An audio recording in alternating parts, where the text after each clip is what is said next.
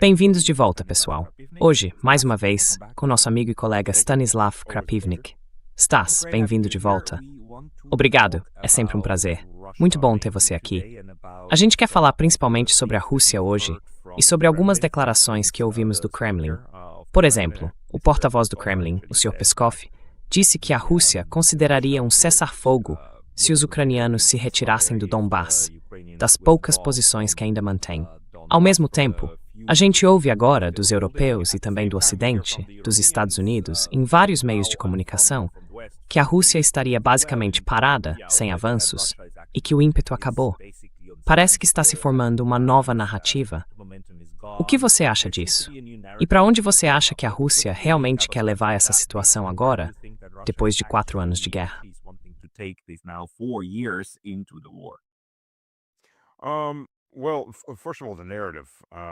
Bom, antes de tudo, a narrativa. Eles simplesmente não terminaram a narrativa.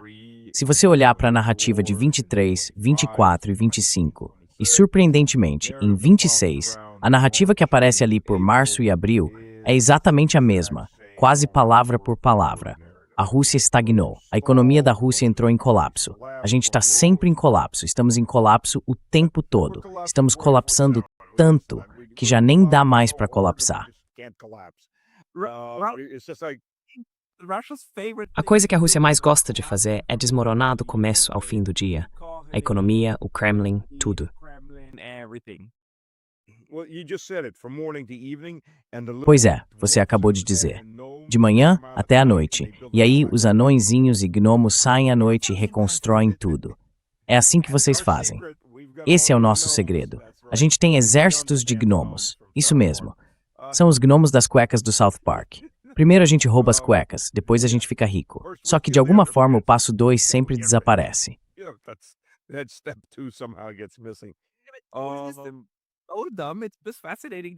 É impressionante que depois de 4 anos, ainda tem gente escrevendo no New York Times, sabe, eu li de novo hoje ou talvez ontem, dizendo que a economia está desacelerando, que não está funcionando, que o impulso acabou e que tudo está desmoronando.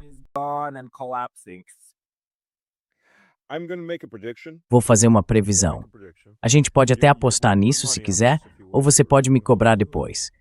Mas no fim de agosto, os russos vão estar fugindo da Crimeia.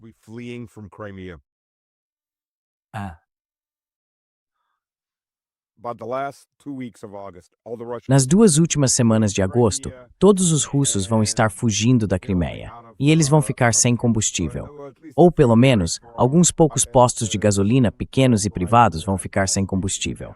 Vai ter filas inteiras de russos fugindo pelo sudoeste, bem no fim da temporada de turismo.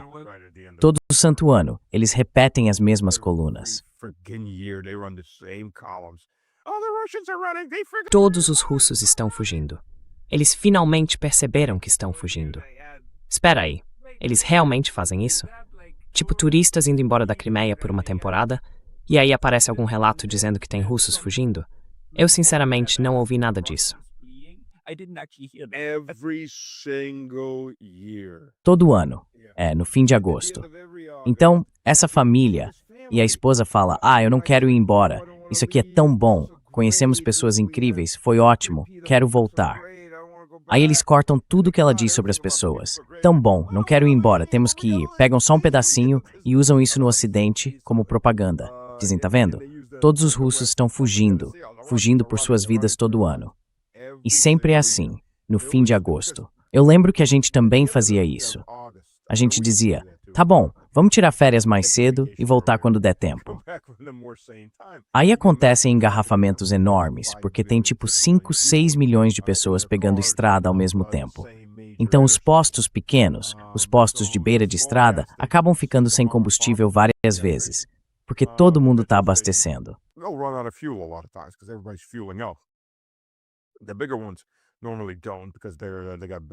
As maiores normalmente não fazem isso, porque tem uma logística melhor, as grandes redes. Mas às vezes fazem também, porque olha, quando tanta gente pega a estrada em tão pouco tempo, é natural que isso aconteça. A estrada principal e depois as vias de acesso. Então, 5, 6, 7 milhões de pessoas saindo mais ou menos nos mesmos 3 dias, né? É uma quantidade enorme de carros subindo. E isso acontece todo ano. Os russos estão fugindo do sudoeste. A qualquer momento, o exército ucraniano vai conquistar Sebastopol. E provavelmente todo ano é a mesma coisa, como sempre foi. Eles vêm prevendo o nosso colapso em revistas como a Time e outras publicações desde, sei lá, 1999.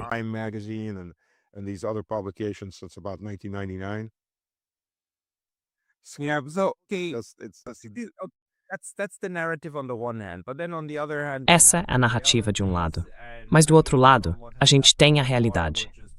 E pelo que aconteceu até agora, eu diria o seguinte: vamos esperar que a Rússia ainda esteja aí amanhã. Acho que é razoável esperar isso. Mas o que vai acontecer agora com a Ucrânia? Qual é a estratégia em relação a isso? Precisa haver uma forma de encerrar esse conflito, certo? A Rússia não tem interesse em lutar uma guerra de 30 anos por causa disso. Então, para onde você acha que isso vai caminhar?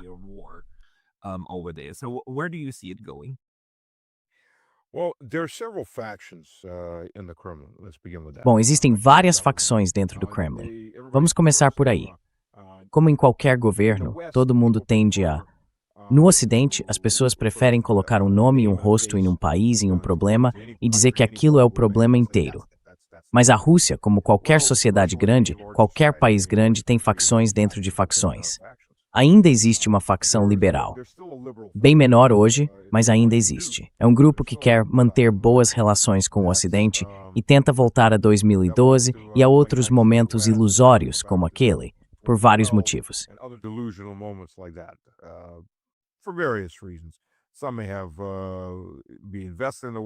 Alguns podem ter interesses no Ocidente, outros talvez tenham filhos morando lá. E tem aqueles que são meio iludidos, acham que dá para fazer as pazes, deixar o passado para trás e todo mundo voltar a ser amigo. Vai saber, alguns podem até estar recebendo algo em troca. Esse é um lado. Aí tem o grupo mais neutro, mais racional, e depois o grupo mais radical.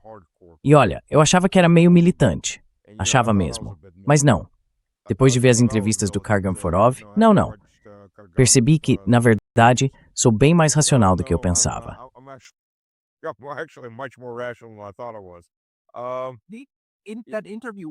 Essa entrevista foi bem difícil para mim. Quer dizer, eu assisti até o fim. É assustador ouvir ele defendendo a ideia de usar armas nucleares na Europa. Mas existe sim uma ala mais radical.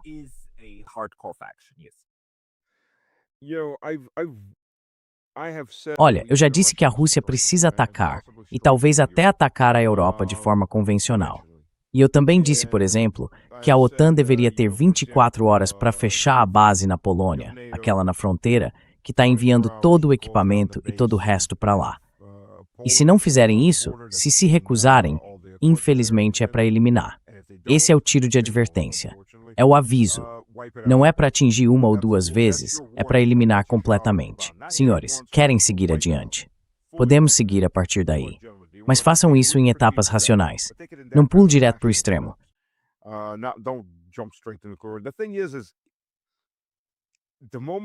A questão é que o momento para parar tudo isso se perdeu por causa da timidez da Rússia lá em 22. Na época em que a Eslováquia mandou os primeiros tanques para a Ucrânia. E por que foi a Eslováquia que mandou os primeiros tanques? Porque o Ocidente coletivo meio que empurrou a Eslováquia para frente. Assim, se a Rússia tivesse atacado a Eslováquia com força por causa disso, eles teriam dito algo como: eslovacos tolos. Eles não entenderam o que a gente quis dizer. Não era para mandar tanque nenhum. E isso teria acabado ali. Aquele era o momento de agir. Teria sido tiro de advertência.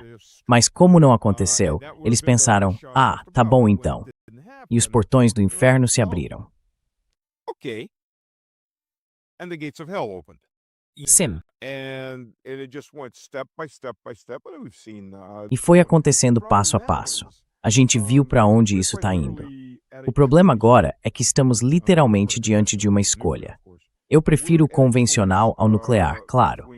Mas a escolha é entre descer uma ladeira rumo a uma guerra convencional ou a uma guerra nuclear. A gente pode manter essa pseudo-paz por mais um tempo e acabar numa guerra nuclear. E eu vou explicar por quê. Na verdade, faz sentido do ponto de vista nuclear. Olha, Neste momento, o modo de operação do Ocidente é a produção em massa de drones estratégicos, certo? A Rússia, por enquanto, está lidando com quase tudo que jogam contra ela, com uma espécie de amortecimento. Sim, quero dizer, a Rússia é enorme. Eles encontram corredores por onde conseguem passar, e com o tempo, esses corredores acabam sendo fechados. Também existem planos agora para construir linhas dessas chamadas paredes de radar virtuais, onde se instalam torres.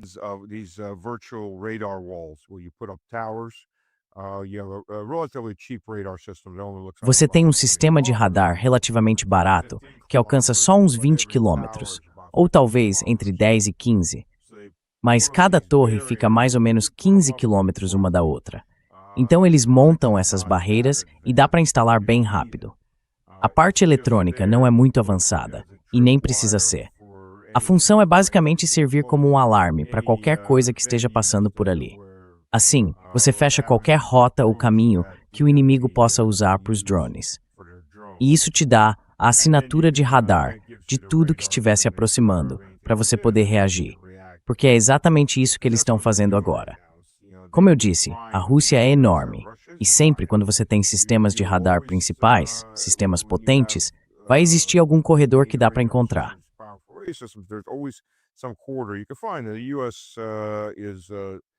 Os Estados Unidos estão fazendo o trabalho de busca pelos ucranianos.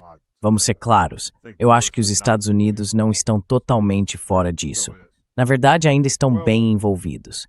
O problema é que qualquer sistema pode ser sobrecarregado se você fabricar drones em quantidade suficiente. E o objetivo deles é justamente esse: sobrecarregar o sistema russo e continuar produzindo em massa para manter essa sobrecarga.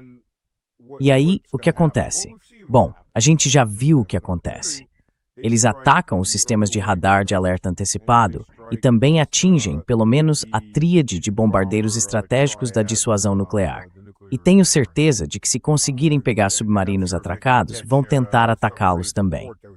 Então, o que a gente tem é o seguinte: tirando os Estados Unidos, eu não vou falar de Israel, que oficialmente não tem armas nucleares.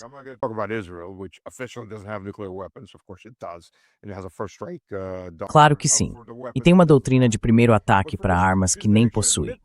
Mas entre os países que admitem ter armas nucleares, todos os outros, só existe um com uma doutrina de primeiro ataque, e esse país é os Estados Unidos.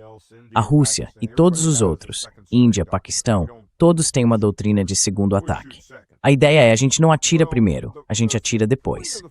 Agora, o ponto da doutrina de primeiro ataque é atingir com tanta força que não se trata de impedir o inimigo de atirar, mas de destruir tanta parte da capacidade dele de reagir, que o que quer que ele consiga lançar contra você vai ser pequeno o bastante para que você sobreviva ao contra-ataque e vença a guerra nuclear. E aí está o problema. Quando você tem uma superpotência nuclear e uma superpotência econômica que agora está cega,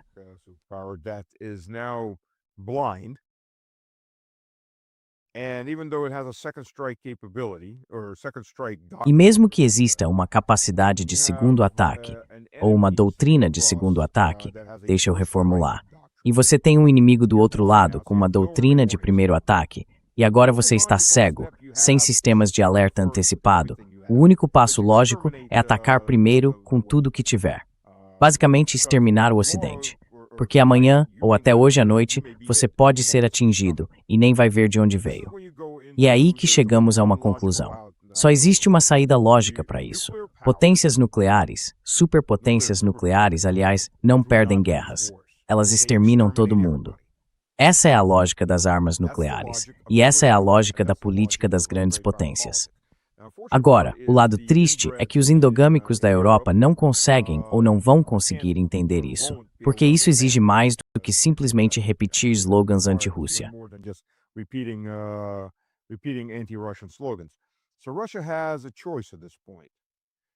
Então a Rússia tem uma escolha neste momento, porque os europeus, a Rússia representa 42% da Europa, mas o resto ali eles simplesmente não conseguem se controlar.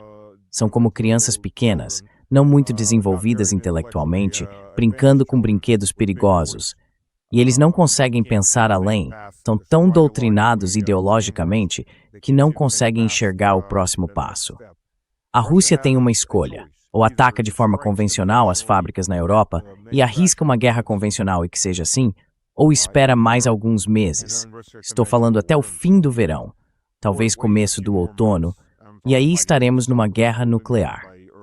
É mais ou menos onde chegamos. Esse é o ponto. E os europeus parecem não entender isso.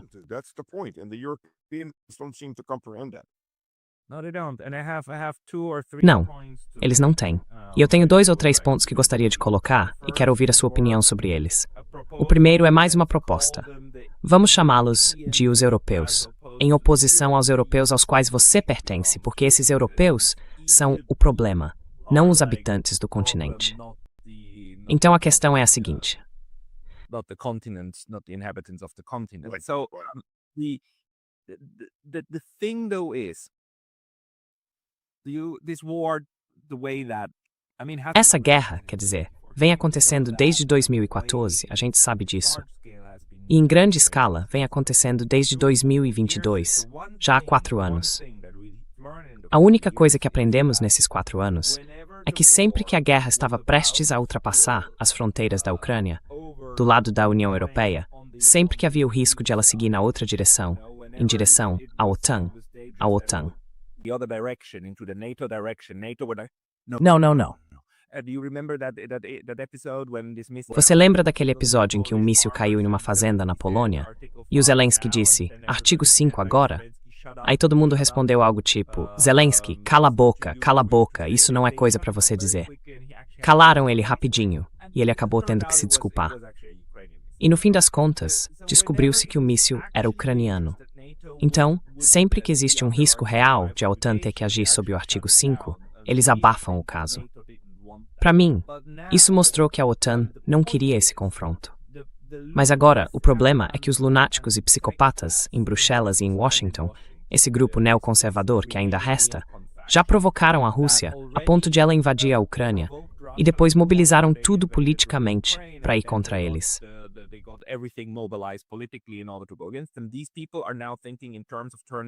Essas pessoas agora estão pensando em transformar a Europa numa espécie de mega-Ucrânia, certo?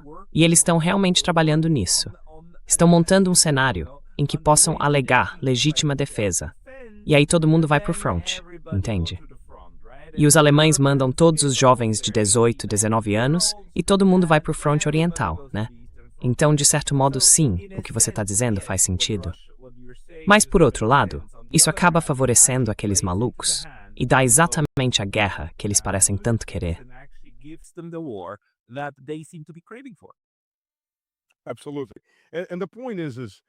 Com certeza. E a questão é que a Rússia está numa situação em que, a menos que o Ocidente caia em si, e muito, muito rápido, a Rússia não tem escolha. Pode-se dizer o que quiser. Ah, eles deviam esperar, eles deviam fazer isso ou aquilo. Mas não, eles não podem. Porque agora chegamos a um ponto em que isso não é só uma crise existencial, é o próximo passo existencial. O que fazemos? Ficamos cegos e esperamos ser atingidos por um ataque nuclear dos americanos, que tem uma doutrina de primeiro ataque. Quero dizer, se os americanos tivessem dito algo como ok, vamos agir de forma civilizada e não psicopata, e não vamos fazer primeiro ataque, aí seria outra história.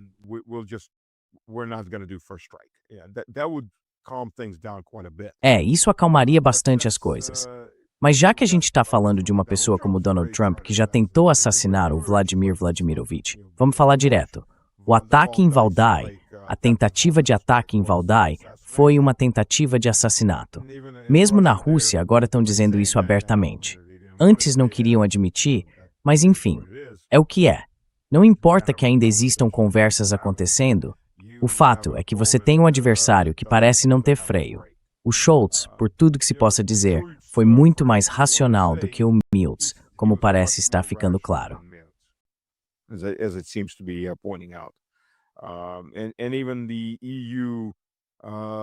E até mesmo os sociopatas da União Europeia, os europeus que estão lá sentados, quando alguns dos mais racionais, não vou dizer totalmente racionais, forem substituídos por pessoas ainda menos racionais, como a Kaja Kallas, que tem o QI de um tijolo quebrado, e o resto ficar ainda mais doutrinado, acreditando nas próprias besteiras. Eles vivem em bolhas, todos dizem as mesmas coisas, ouvem as mesmas coisas de volta, e isso vai se acumulando na cabeça deles. O problema é que até um tijolo quebrado pode te matar se cair na sua cabeça, né? Então a questão é como lidar com esses tijolos quebrados, certo? Então the thing is how to deal with these broken bricks, right? Because like the other thing that's going on is that the Europeans are Porque o que também está acontecendo é que os europeus voltaram a falar sobre guarda-chuvas nucleares e coisas do tipo. Embora, quer dizer, é verdade que o Trump realmente disse que não vamos implantar mísseis nucleares de médio alcance. Eu ouvi falar disso, mas preciso confirmar. Só que os franceses disseram, bom, a gente poderia ter um guarda-chuva francês. E o ponto é o seguinte. O Rainer Rupp, que foi espião da Alemanha Oriental na OTAN, me disse uma vez, olha Pascal, a questão do guarda-chuva nunca foi proteger quem está debaixo dele, e sim travar uma guerra nuclear naquele território. Então agora a Alemanha está lá, toda animada, dizendo, oba, guarda-chuva nuclear.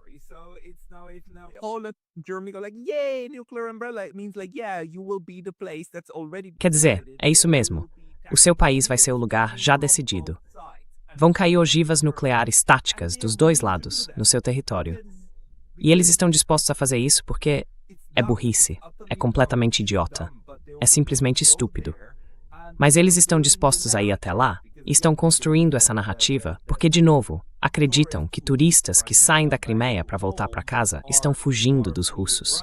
Eles acreditariam que mísseis vindos da França são mísseis vindos da Rússia, e por aí vai. Quer dizer, é esse o tipo de ambiente que existe hoje na Europa. Então, qual é o seu ponto? O que você acha disso?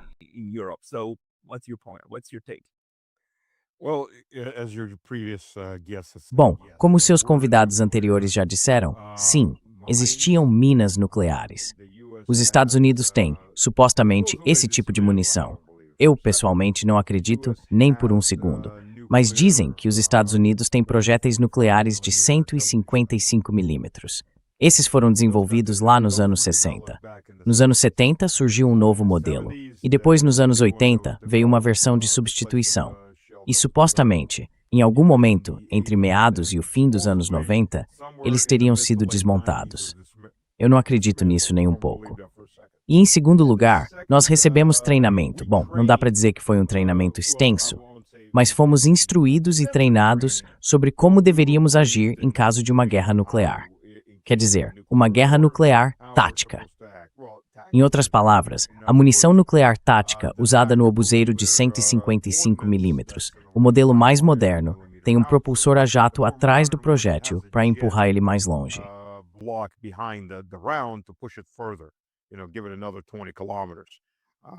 Sabe, imagine mais uns 20 quilômetros de distância.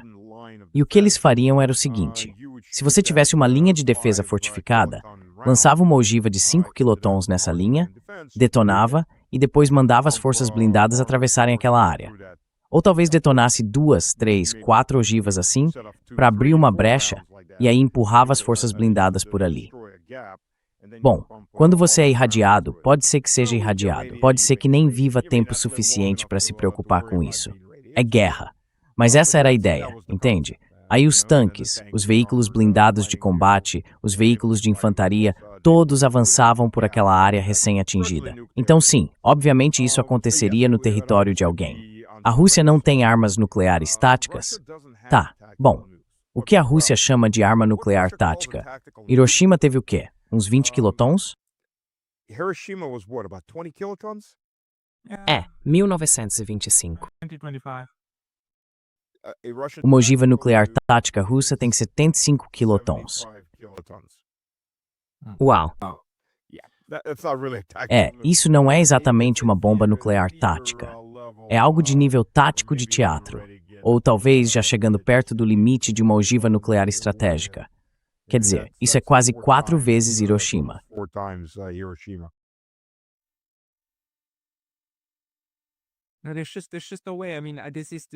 Não tem como. Quer dizer, esse é o ponto em que eu preciso dizer, tipo, tanto faz. Eu concordo totalmente com o que colocamos. Uma guerra nuclear não pode ser vencida.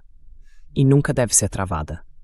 Então é assim, eu entendo perfeitamente o enorme nível de frustração, mas neste momento a discussão na Rússia é realmente sobre como atacar e não se deve atacar.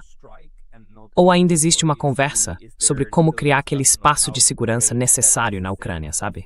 Ok, então o Donbass faz parte da Rússia e vai ser para sempre. E até o Karaganov, quer dizer, foi interessante na entrevista. Even Karaganov, I mean, was interesting in the interview. Even he said we don't want Western Ukraine because it's a system. Até ele disse, a gente não quer a Ucrânia Ocidental, porque é um poço de tudo aquilo que não queremos. Mas deveria haver alguma. Quer dizer, dá para imaginar uma parte central neutra ali no meio, que pelo menos coloque uns 200 quilômetros de distância entre as frentes. E aí, algum tipo de defesa que ajude a Rússia a se proteger desses drones que chegam, e um cessar-fogo, que basicamente vira um conflito congelado. Não existe a ideia de que isso possa ser reduzido a um conflito congelado, que fique ali por uns 20 anos, mas com o qual a Rússia consiga conviver.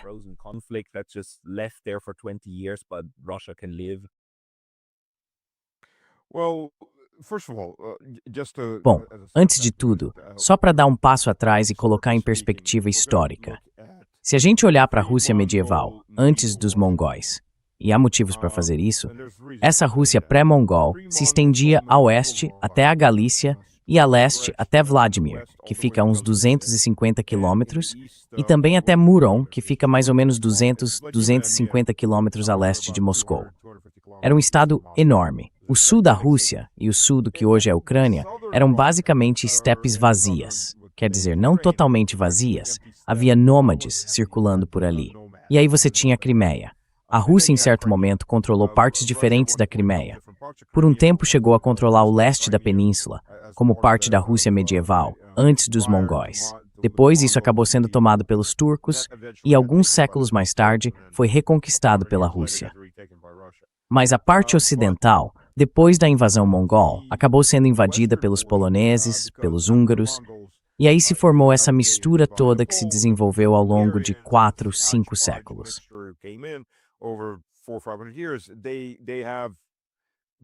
Eles têm, embora a base deles, a base histórica, seja russa, mudaram tanto ao longo dos anos com a chegada de diferentes povos, que sabe, tanto faz. A gente não quer, vocês podem ficar com isso. Zacarpátia sempre foi húngara e hoje faz parte da Ucrânia. A Galícia era russa, mas lá pelo século XV já tinha se perdido, e quando voltou a ser relevante, bom, na verdade, nunca fez parte do Império Russo. Quando o Império Russo começou a se expandir, aquela região ainda era parte das áreas austro-húngaras. Então é isso, ninguém realmente quer aquela região. Foi um grande erro do Stalin ter anexado aquilo. Ele devia ter deixado para os poloneses e deixado que eles lidassem com a dor de cabeça. E os poloneses querem aquela terra, mas não querem lidar com os ucranianos do oeste.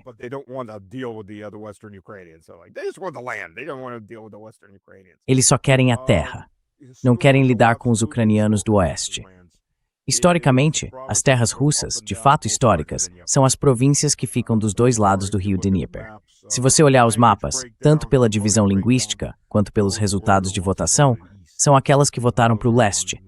São as que votaram a favor da Rússia. E foram essas que foram ucranianizadas lá nos anos 1920. E agora, provavelmente, os ucranianos estão tentando ucranianizá-las de novo. Antes de tudo, foi dali que tiraram a maior parte dos homens recrutados à força, para tentar se livrar dos russos no campo de batalha. Então, é essa a situação por lá. O problema, bom, o que você disse não é necessariamente uma má solução, mas o problema também é que primeiro não há confiança.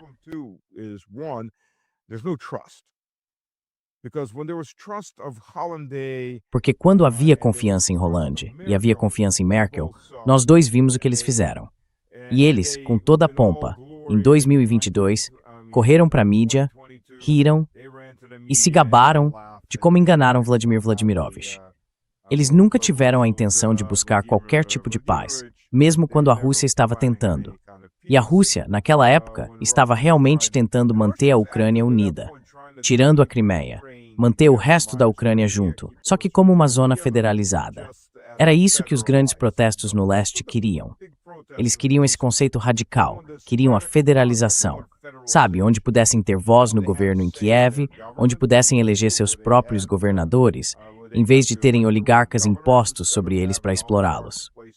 Coisas meio malucas assim. Federalização. Crazy things like that. Federalization. And in turn they got terror. E em troca, o que eles tiveram foi terror. Naquela época, isso foi chamado de Minsk I e Minsk II. E depois, sabe, qualquer pedacinho de confiança que ainda pudesse ser recuperado depois de tudo aquilo, Merkel e Hollande fizeram questão de garantir que isso nunca acontecesse. E depois deles, veio toda essa leva de idiotas europeus, essa parada de anões mentais que aparecem por lá e gritam todo santo dia: vamos acabar com a Rússia, temos que derrotar a Rússia, temos que destruir a Rússia, temos que cortar a Rússia em pedaços. Pois é, todo mundo aqui ouve isso. E quando você escuta isso, vezes demais, por um tempo até dá pra dizer: ah, é só besteira, estão falando sem pensar.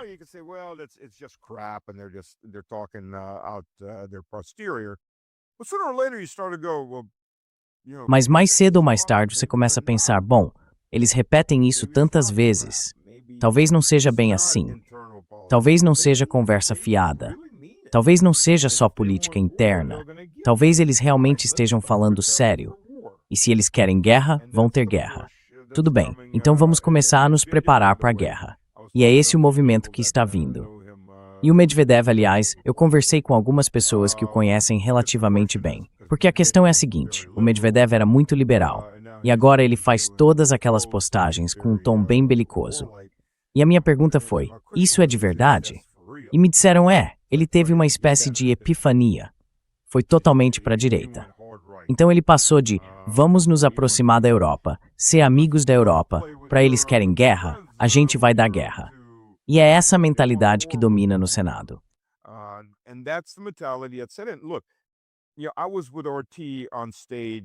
Olha, eu estava com a RT no palco, com vista para a Praça Vermelha.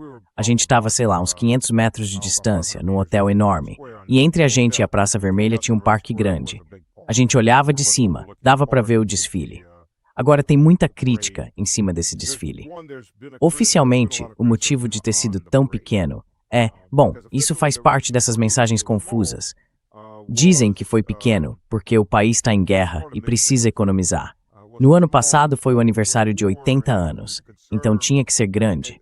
Mas a crítica é justamente o contrário. Não devia ter sido pequeno, devia ter sido ainda maior, para mostrar força. E o curioso é que fora de Moscou, nas outras cidades russas, os desfiles foram grandes. Eles não seguiram o exemplo de Moscou.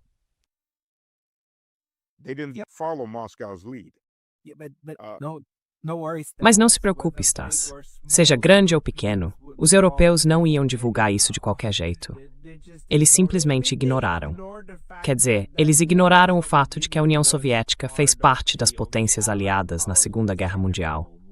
Então isso aí nem chegou a virar notícia.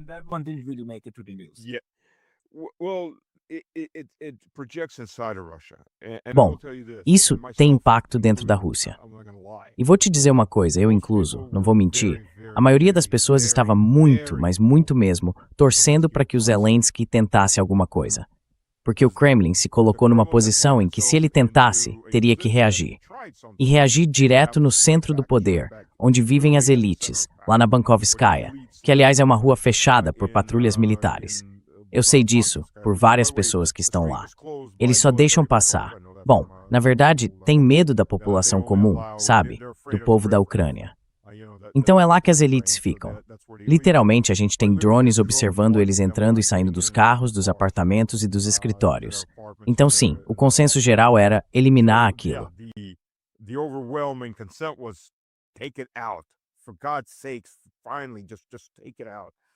Pelo amor de Deus, tira isso logo. Todo mundo que eu conheço estava torcendo para o Zelensky fazer alguma coisa. Eles estavam rezando para que o Zelensky finalmente tentasse atacar o desfile, para que a gente pudesse, enfim, agir.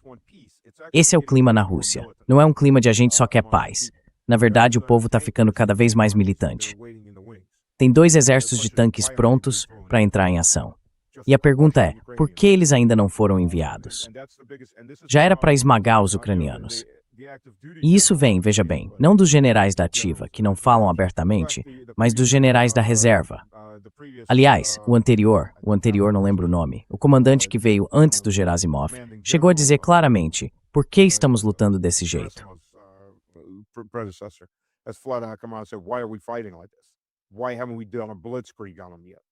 Por que a gente ainda não fez uma blitzkrieg contra eles? Quero dizer, as críticas estão ficando muito fortes e a pressão está aumentando demais. A gente tem as tropas, temos tropas extras, temos o equipamento, estamos produzindo em massa cerca de 1.200 tanques novos por ano. Literalmente, 1.200 tanques de guerra por ano. Tudo isso está sendo preparado para uma grande guerra com a Europa. Uma guerra que os europeus começaram. Mas nós temos os recursos, então é só esmar os ucranianos de uma vez e acabar com isso. Vamos ter baixas? Tudo bem. Mas no fim das contas, talvez a gente até perca menos gente do que ficando nesse impasse todo dia.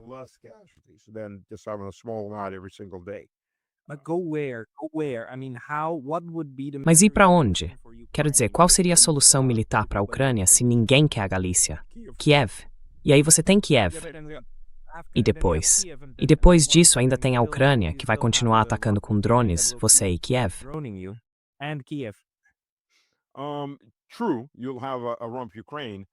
É verdade, você vai ter uma Ucrânia reduzida. Tem gente dizendo que vai até a fronteira com a Polônia. Eu não concordo com isso. Primeiro, quando você chega a uma Ucrânia reduzida, uma Ucrânia falida, destruída, claro, eles ainda podem continuar usando drones e você pode continuar fazendo missões lá dentro. Se quiser adotar, é uma comparação ruim, mas enfim, se quiser adotar a abordagem israelense, que aliás muita gente pergunta, por que a gente não faz como Israel? Ah, por favor, não. Sério, não.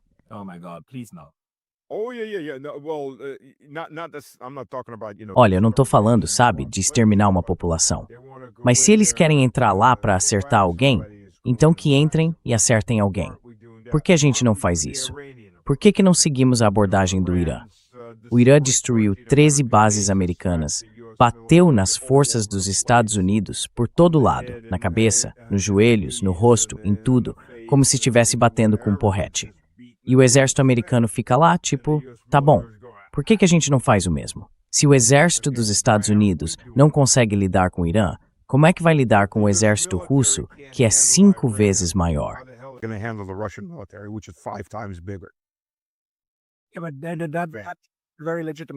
Mas é uma pergunta bem legítima.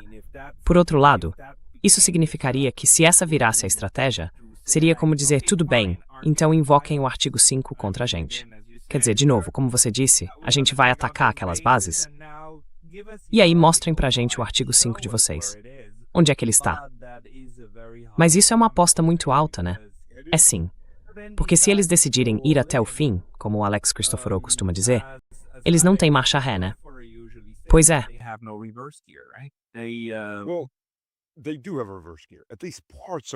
Eles têm sim uma marcha ré. Pelo menos parte da OTAN tem uma marcha ré. A OTAN inteira nunca vai se envolver totalmente. Vamos ser realistas. Primeiro, os americanos têm um incentivo para se manter neutros e vender armas para os europeus, não para lutar numa guerra europeia. E se a gente olhar bem, é exatamente isso que eles estão fazendo. Veja a Brigada Stryker, lá de Vilsek. Eu servi em Vilsek, e aquela base cresceu bastante.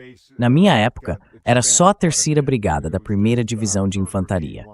Agora colocaram mais ou menos 2 brigadas a mais, então a base realmente aumentou. Mas eles vão tirar uma brigada, a Stryker Brigade. São mais de 5.000 homens. E agora ele diz, vamos tirar mais homens, inclusive da Itália. Os Estados Unidos estão recuando em todas as frentes porque não querem fazer parte dessa guerra. Querem se alimentar dessa guerra. Sim.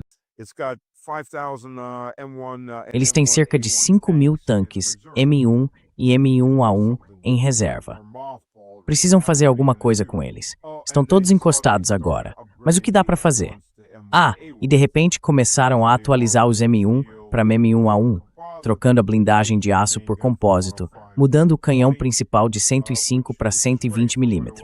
O que, aliás, é ótimo para a Rheinmetall, porque é a Rheinmetall que fabrica esses canhões de 120 mm. Pois é. Então, o que dá para fazer? Além disso, estão investindo em modernização, o que mostra que tem certeza de que vai haver um mercado para vender esse equipamento mais antigo. Eles têm mais ou menos 6.000 Bradleys antigos parados, também encostados. O que fazer com isso? Ou gastam dinheiro para desmontar tudo, ou vendem para alguém que realmente precisa.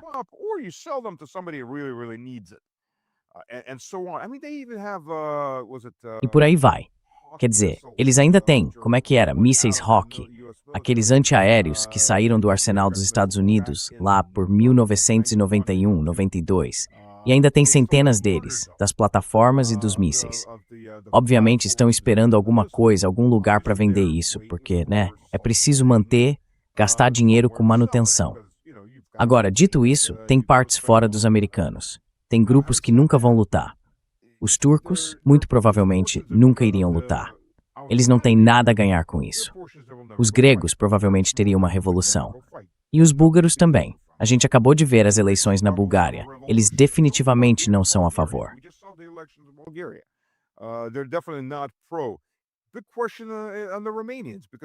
A pergunta sobre os romenos, porque não podemos esquecer, as eleições na Romênia foram simplesmente roubadas. Quero dizer, do jeito mais descarado possível, foram totalmente roubadas. A única coisa que não aconteceu foi a guarda pretoriana entrar lá e atirar em todo mundo. E aliás, a guarda pretoriana naquele momento era a 110ª divisão aerotransportada, ou a 101ª, que é uma divisão de assalto aéreo dos Estados Unidos, e que agora já não existe mais. Assim como a 82ª, que também acabou. Todas foram retiradas da Europa, e aos poucos estão sendo retiradas porque não vão lutar. Agora, fica a dúvida, quantos outros países europeus realmente vão? Portugal vai mandar tropas? Ou a Espanha?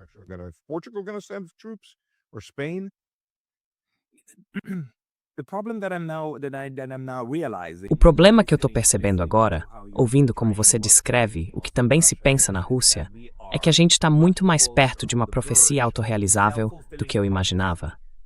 Porque eu achava que eram principalmente os alemães, nesse momento, que estavam com esse impulso de guerra e espalhando todas essas bobagens.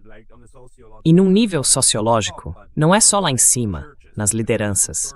É, sabe, nas igrejas evangélicas que estão se preparando. Eu sei, eu vi isso. Quer dizer, como Matthias Desmet diz, a formação em massa já se instalou, já está dominando. É como se estivéssemos de novo no meio da histeria da Covid, só que agora com a guerra, numa das partes mais importantes da Europa, que seria justamente a que lideraria o movimento, E o mais impressionante é que eles não dizem se a guerra acontecer, eles dizem quando a guerra acontecer, entende?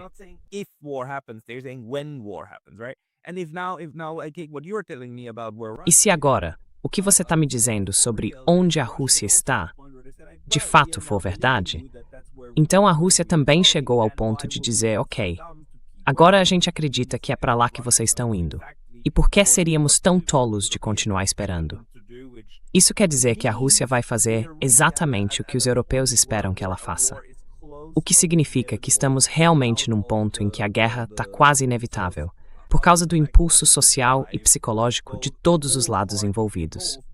Além disso, tem os fomentadores de guerra em Washington, dizendo, vamos lucrar com isso, vai ser ótimo. E a BlackRock vai acabar ficando dona do que sobrar, de qualquer um dos lados. E se não for assim, fazem um acordo com os russos para dividir o que restar. É como se a Europa estivesse à beira de ser engolida, esmagada e nivelada nesse processo.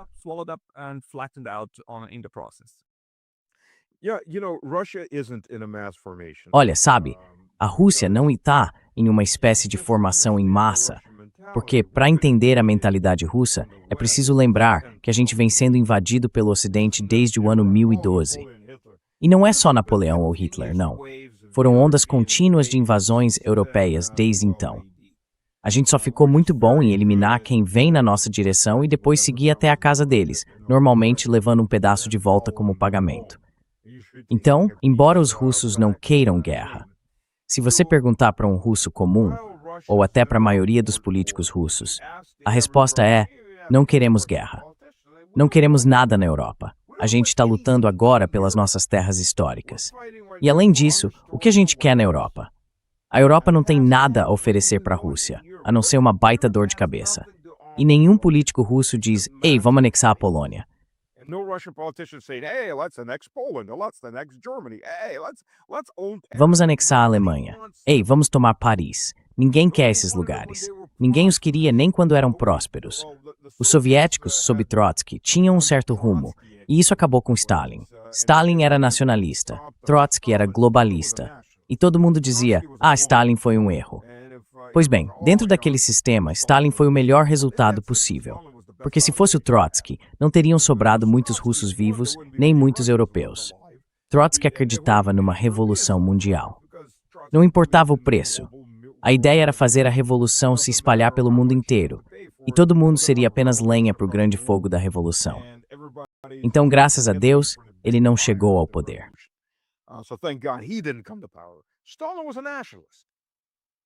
Stalin era um nacionalista. Ele construiu um estado de contenção na Europa contra a OTAN. E não vamos esquecer, a OTAN foi criada em 1949. Em 1948, Stalin pediu para entrar na OTAN. Naquele momento, ele ainda não tinha percebido direito que a OTAN era contra a Rússia ou contra a União Soviética ou a Rússia Soviética, como os americanos preferem chamar. Então, Stalin estava construindo o socialismo em um só país. Esse era o slogan deles. Transformar, sabe, aquele objetivo inatingível do comunismo. Aquela luz no fim do túnel, que para a maioria dos países acabou sendo um trem vindo na direção contrária, não há saída. Olha, quero dizer, todo país do mundo, de certa forma, não existe país puramente socialista.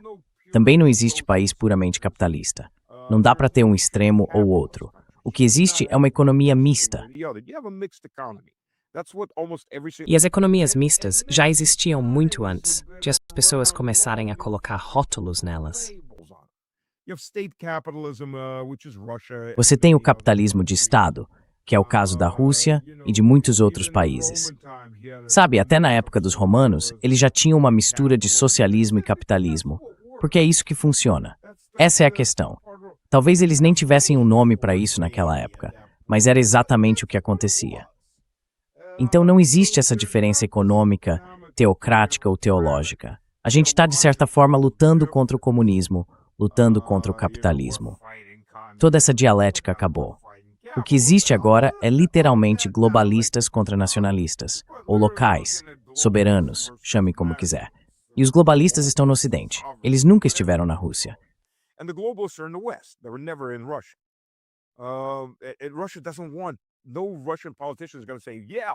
A Rússia não quer isso. Nenhum político russo vai dizer, vamos invadir e anexar a Polônia.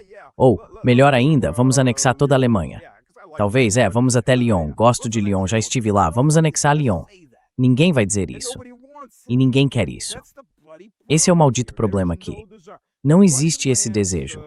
As terras russas, que são realmente étnicas russas, sem discussão, não foram transformadas, totalmente transformadas, como aconteceu com a Ucrânia Ocidental, mais ou menos.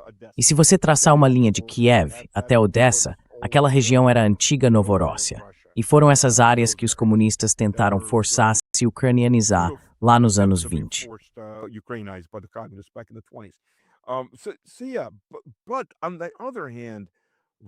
Mas, por outro lado, a Rússia tem 1000 anos de invasões vindas do Ocidente. Então, tentar assustar os russos com guerra, isso não funciona. A maioria dos russos já tem uma atitude meio fatalista em relação a isso. Tipo, o que tiver que ser, será. Se eu tiver que ir lutar, eu vou lutar. Tudo bem, tanto faz. Eu não quero ir, não prefiro ir. Mas se for preciso, eu vou. Essa é a mentalidade russa. Depois de 1000 anos de invasões ocidentais, eles simplesmente esperam outra invasão. Tem até um ditado que diz, a cada 100 anos, os europeus se juntam num punho e vêm nos invadir. E é literalmente isso que as pessoas dizem. Então tudo isso só reforça esse mesmo padrão.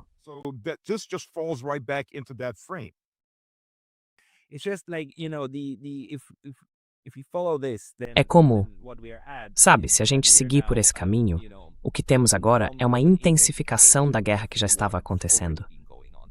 E olha, eu já tinha feito a miniatura para essa conversa e queria chamar de o fim de jogo da Rússia.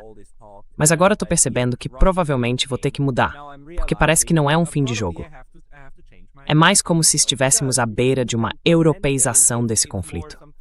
Porque se isso for verdade, então, bem, estamos bem encrencados. E não existe nenhum país que sozinho consiga reduzir essa escalada.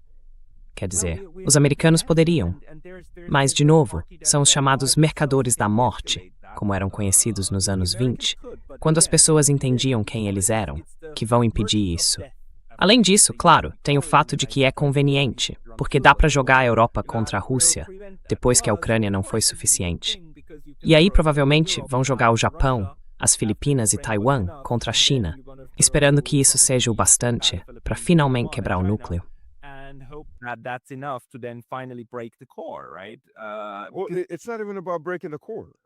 Olha, não é nem sobre destruir o núcleo. Veja bem, se a gente for olhar de forma realista, qual era o objetivo dos britânicos na Primeira Guerra Mundial? Todo mundo vai dizer, destruir o Império Alemão. Sim, esse era um objetivo. O segundo era destruir o Império Austro-Húngaro.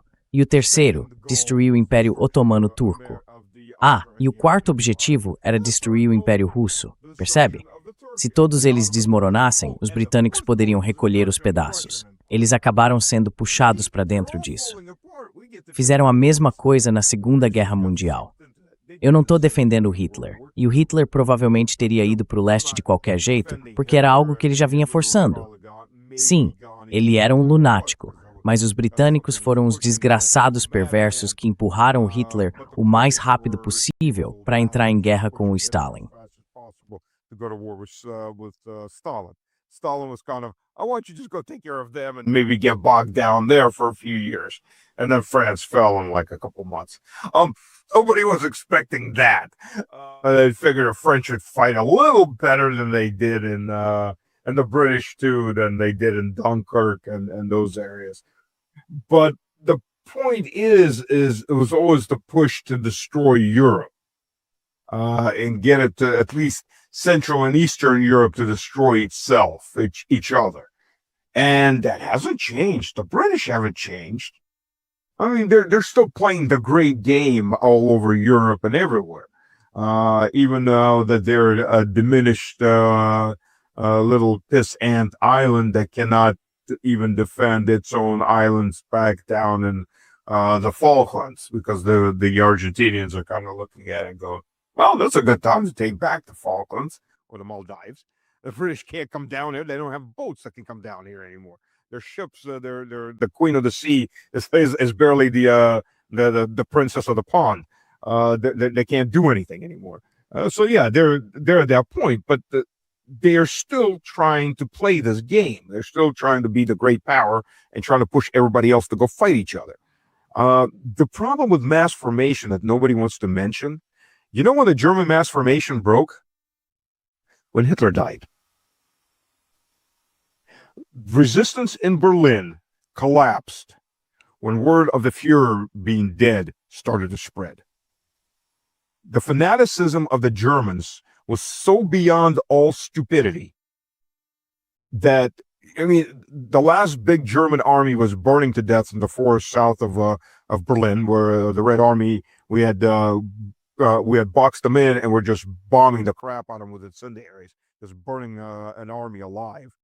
And the rest of the German force, except, you know, the Hungarian... E o restante das forças alemãs, tirando, claro, os húngaros, ainda estava lutando. Tinha algumas unidades alemãs junto com os húngaros, mas naquele momento já era uma frente secundária. E nas terras tchecas, as tropas da SS foram massacradas em Praga. A Rússia teve que enviar um grupo de exércitos naquela direção. Konev mandou um corpo do seu grupo de exércitos, que saiu de Berlim e em 2 dias chegou a Praga, expulsando os alemães. Mas as principais forças alemãs já estavam destruídas. Acabou, estavam mortos, terminados, desaparecidos. Berlim estava cercada, Berlim estava sendo tomada. Eles lutavam até o fim, até o momento em que receberam a notícia de que o Führer estava morto. Certo, então acabou. E aí começaram as rendições em massa.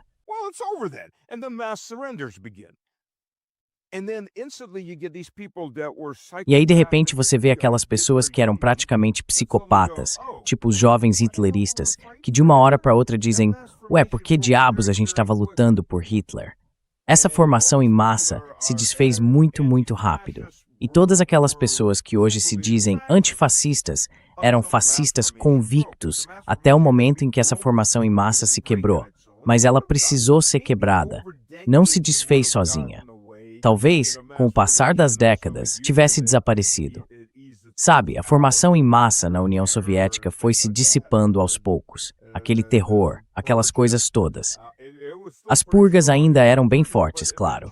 Mas com o tempo, a União Soviética foi se tornando mais branda, lá no fim dos anos 40, entrando nos 50. E nos anos 60, já não tinha mais nada a ver, nem de longe, com o que tinha sido nos anos 20 e 30.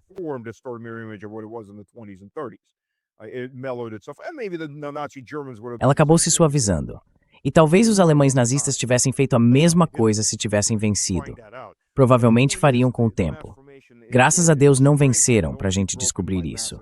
Mas o ponto é o seguinte: uma formação em massa, quando está no auge da sua força, só pode ser quebrada por uma derrota gigantesca. A derrota precisa ser tão grande que não sobre espaço para a maioria das pessoas manter aquela base sobre a qual se construiu a ideologia que levou à guerra em primeiro lugar. Não dá para dizer superpotência ariana nazista quando soldados russos estão andando pela sua capital e abrindo cozinhas comunitárias para alimentar a população que sobrou. Fica meio difícil dizer que somos a raça superior nessa hora. A questão é, como é que a gente faz para não chegar nesse ponto, né? Pelo menos essa é a minha pergunta. Eu não acho que exista uma saída. Eu não queria dizer isso. Eu preferia que todo mundo, sabe, vivesse como amigos, mesmo que a gente colocasse cercas e não se olhasse, mas que vivesse em paz. Só que eu realmente não vejo uma saída. Porque a massa, você tem razão, existe uma formação de massa, e é como um sorvete que se lambe sozinho. Ela se alimenta de si mesma e cresce em histeria. Quer dizer, há elementos na Alemanha, claro, como o partido AfD, que podem tentar reagir, mas eles podem ser sendo destruídos como partido. O futuro deles é bem incerto.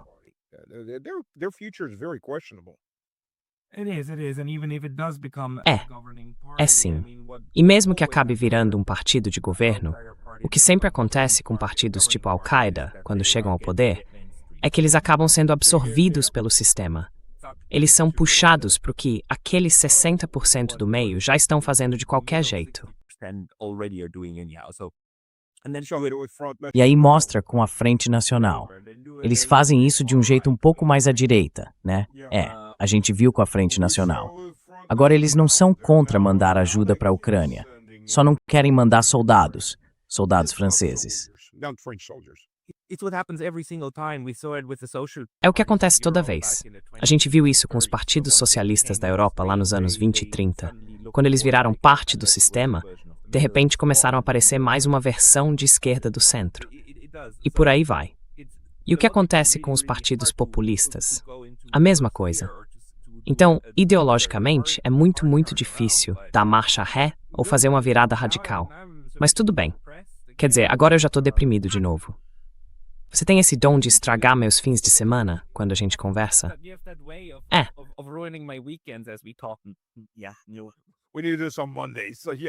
A gente precisa fazer isso nas segundas-feiras. No fim de semana, tudo já se acalma.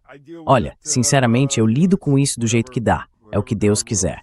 Confie nele e faça o que precisa ser feito. Eu quero guerra. Não, a gente não quer guerra. Ninguém quer guerra. Mas a maioria dos russos agora se sente encurralada.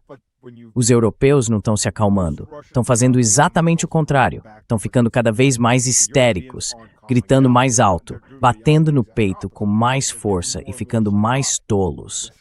O que é difícil de imaginar, que a liderança da União Europeia pudesse ficar ainda mais tola. Mas parece que sim.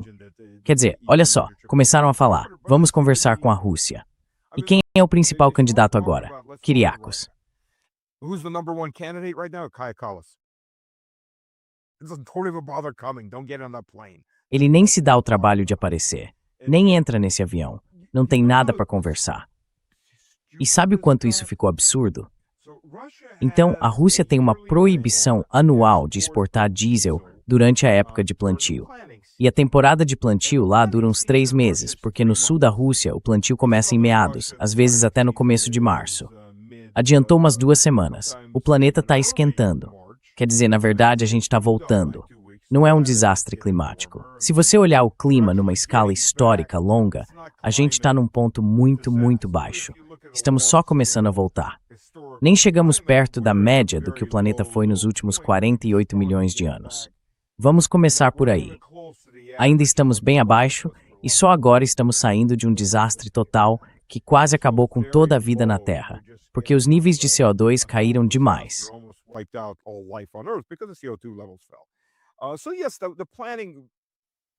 Então sim, a temporada de plantio já avançou no sul, está começando cada vez mais cedo. E lá no extremo norte, não na tundra, mas na taiga, aquelas áreas que produzem muito trigo porque são bem úmidas e têm quase 18, 20 horas de luz por dia, o período de cultivo é curto, mas muito intenso. O plantio por lá começa no fim de maio. Então, por uns 3 meses, a Rússia, e é importante ter um estoque de reserva. A Rússia, historicamente, nos últimos 10 anos mais ou menos, não permite a exportação de diesel. Faz isso para garantir que o combustível fique dentro da economia e seja barato o suficiente para o setor agrícola usar. A Rússia não precisa de muito fertilizante por causa do solo negro, mas precisa de muito diesel.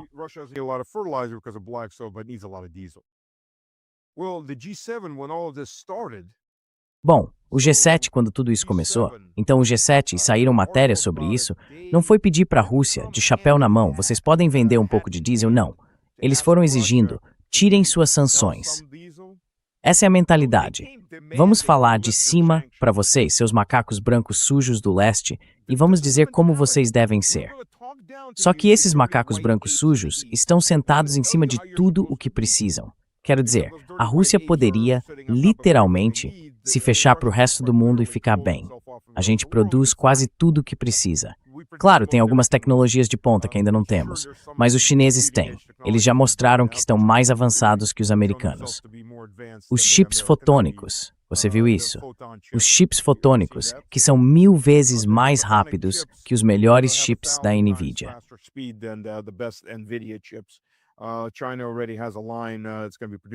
A China já tem uma linha de produção que vai fabricar cerca de 12.000 unidades ainda este ano. É um grande avanço. Eles estão usando fótons para enviar sinais dentro do chip. Essa é a tecnologia que pode mudar o jogo nos centros de dados de inteligência artificial. Ela consome muito menos eletricidade porque gera bem menos calor e é muito mais eficiente. Então, nesse momento, sim, os chineses têm algumas tecnologias de ponta que nós não temos. Mas, no geral, para conseguir se manter e se manter bem, a indústria têxtil na Rússia ainda não se recuperou totalmente. Então, sim, a gente importa algumas coisas desse tipo, alguns eletrônicos. Mas muita coisa a gente fabrica por conta própria. Geladeiras, máquinas de lavar. É por isso que a gente acaba tirando chips de mísseis de máquinas de lavar antigas.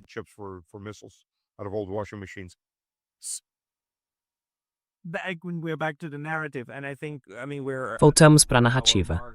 E eu acho que, bom, já estamos com 1 hora de conversa, então precisamos fazer mais uma rodada.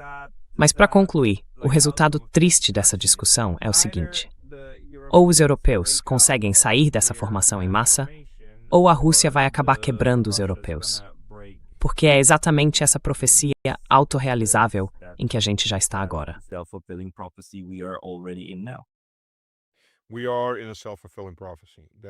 A gente está vivendo uma profecia autorrealizável em que, infelizmente, sabe, a Rússia vai ficar bem. A gente vai construir um muro enorme, vai fingir que o resto do continente europeu não existe e vai olhar só para o leste.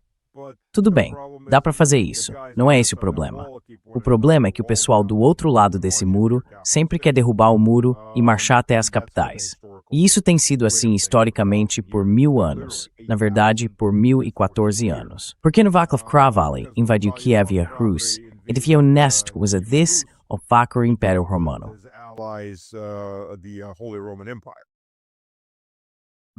1014 anos, né?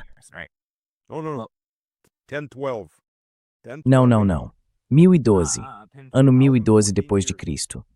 1012. 1014 anos. Desde então tem sido uma onda atrás da outra. Seja dos suecos, dos teutônicos, dos poloneses e vários aliados e por aí vai. Até veja só, mesmo quando derrotamos os mongóis em Kulikovo Poli, havia suíços. Sim, suíços. E mercenários italianos lutando pelos mongóis contra a Rússia. E quando os poloneses tomaram Moscou 2 vezes, durante o chamado Tempo das Dificuldades, e na segunda vez eles estavam literalmente comendo a população porque estavam cercados, não eram só os poloneses. Havia mercenários e unidades de toda a Europa fazendo parte do exército polonês. Então, sabe, foi algo contínuo. Por isso, sim, a Rússia não está em uma formação de massa, mas a Rússia sempre foi, em certo grau, paranoica em relação ao Ocidente, não ao Oriente. Fomos invadidos uma vez pelo leste, foram os mongóis. Basicamente, depois de queimarem nossas cidades e nos conquistarem, eles nos deixaram em paz. Pretty much they left us alone after they burned our cities and conquered us. Mas enquanto a gente pagava para eles, isso é nojento.